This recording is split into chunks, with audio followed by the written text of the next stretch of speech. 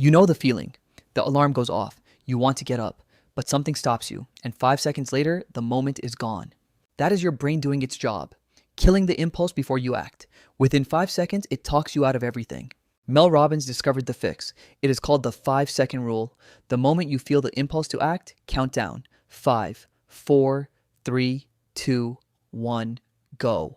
The countdown activates your prefrontal cortex, the decision-making part of your brain. It interrupts autopilot and forces you into action mode. Alarm goes off.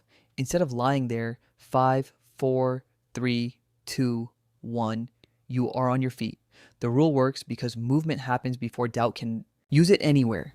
Before you speak up in a meeting, before you start a task, before you make the call you have been avoiding. 5, 4, 3, 2, 1, go. You will never feel like it.